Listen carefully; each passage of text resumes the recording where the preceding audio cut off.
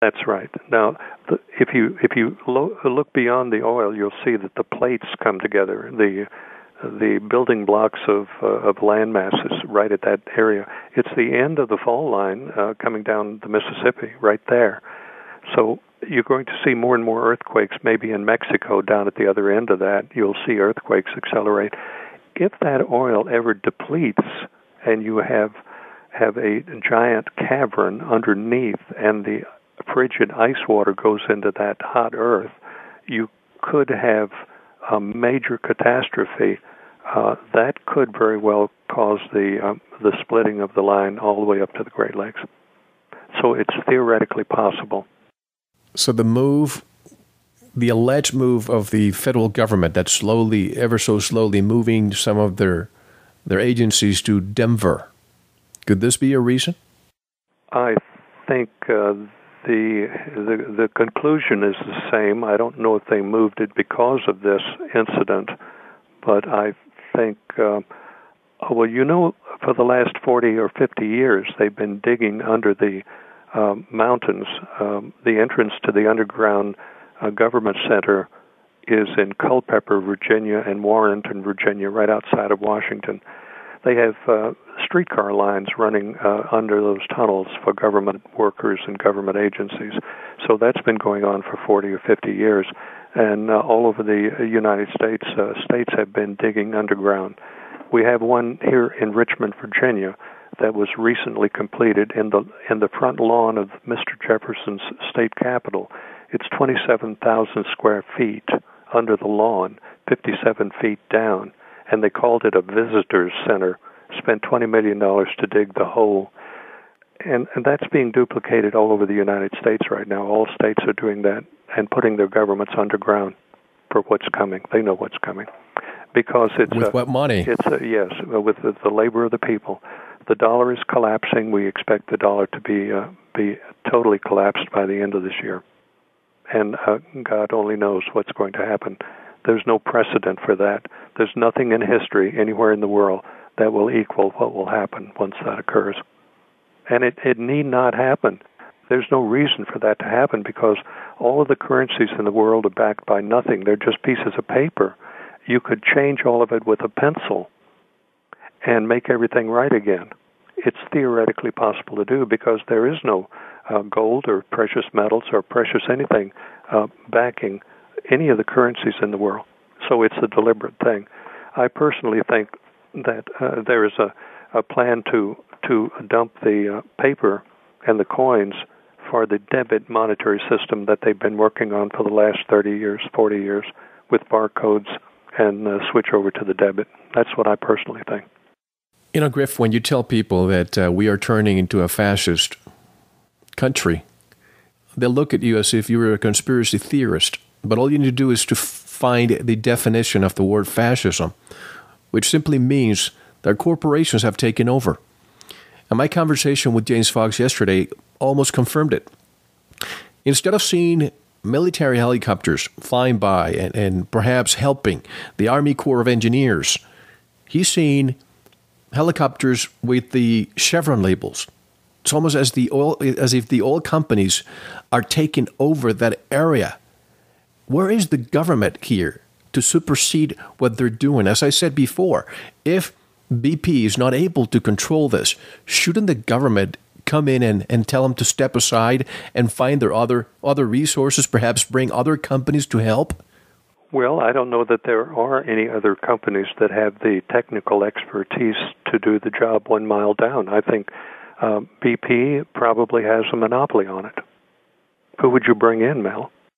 There must be other oil companies that may have different technology if this one is not happening. What I'm talking about is, do you see any cooperation between BP and others, or is it just BP monopolizing the disaster relief effort?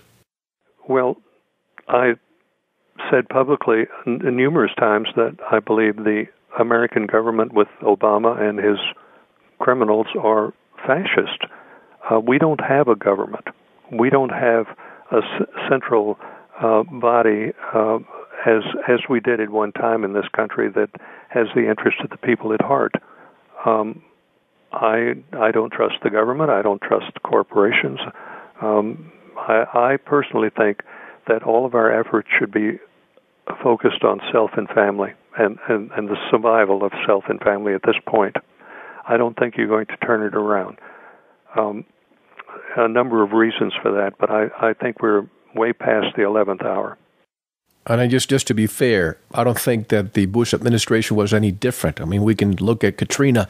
There was also a media blackout in many places there. I just heard from people who were in Mississippi when Katrina happened, and they are telling me all the stories that the media never told. I remember the one story that came out of Mississippi. Some of the Mississippi folk over there had a truckload, tractor-trailer load of food and supplies sent in to them. They paid for it with their money. And once it had been delivered to them at their houses, they were unloading it, and the sheriff and FEMA men walked up with guns on their hips and demanded the food, that they turn over the food to the government. All of the people in Mississippi that were standing around were armed, and they had their rifles, and they aimed their rifles at the FEMA people and sheriff and said no. The sheriff and FEMA backed down, and that was the end of that incident, but I never forgot that. Isn't that a great story? It is a great story. Griff, if this continues, if this oil spill finally gets to the shores to the point that the media blackout will be inefficient, what's going to happen? People who are going to help, fishermen who are turning into cleanup crew now, are reporting headaches, they can't breathe, and that's miles and miles away from the shore. What happens when this comes to shore? I don't think any of this was by accident. I don't think that oil platform exploded by itself. There were too many reasons. Neither do I think the Oklahoma City building, the federal building, exploded from the outside, a truckload of fertilizer. Neither do I think airplanes brought down the 3 buildings in New York. I think conspiracy is a good word. It's occurred all through our history. There was a conspiracy to shoot Kennedy. There was a conspiracy to shoot Abraham Lincoln. There's been just hundreds of conspiracies. It's a perfectly good word, and I suspect this also. You could not have picked a better platform and a better location to bring a country down and to cause 40 million people to be relocated. The question is, what are you going to do with 40 million people, and how are you going to feed them? And it's chilling to think of the answer. There is no way to feed 40 million people. There is no way to house those people. But yet plans are obviously in place to relocate them. And I think... Where? Good question. The only answer that comes to mind, if you view it as taking care of the people, if you view it like that, you would say put them in the FEMA camps, but don't lock the door. But now, if you're a fascist government, that's a different light entirely. If I were the people, I would not get on any ships with the government in charge. I don't have the answer to that, but I do believe you could see this coming a long time ago. In fact, we talked about it a long time ago, about the benzene, the smell, the fume, and especially when the hurricanes start popping and it picks up 10,000 gallons of petrol, benzene, oil, and dumps it on the cities and dumps it into the soil, into the food supply, into the water supplies. It dumps it on the people, on the animals, on the vegetation. You won't be able to survive that. So they're building and they're planning to evacuate those people, and I suspect that's probably a piece of the secrecy. Griff, Goldman Sachs sold a lot of the holdings, their BP holdings, days or weeks before this happened, and a few days before this happened, Tony Hayward, the CEO of BP, sold 1/3 of his holdings. What CEO sells 1/3 of his holdings out of the blue? Now, some people may say, well, Mel, it's not 100%, so he's not raising any flags. Anybody's entitled to it. And he just paid his pension in Kent, in England. Doesn't that raise suspicions that he knew what was coming? Perhaps somebody leaked it and said, hey, your job may be on the line, so you might as well start dumping some of your holdings. What's your take on that?